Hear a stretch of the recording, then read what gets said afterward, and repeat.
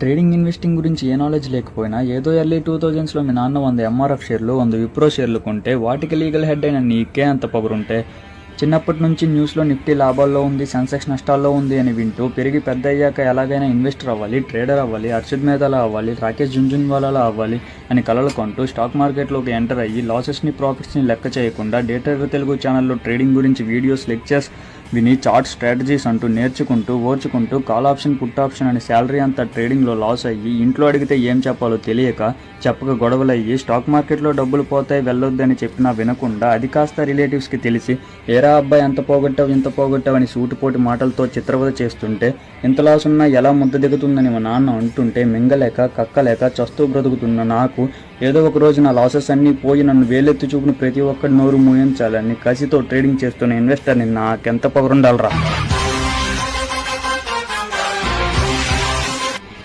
Amal baby,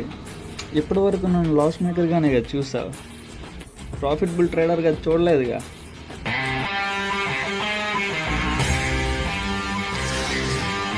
ఇకపై చూపిస్తా.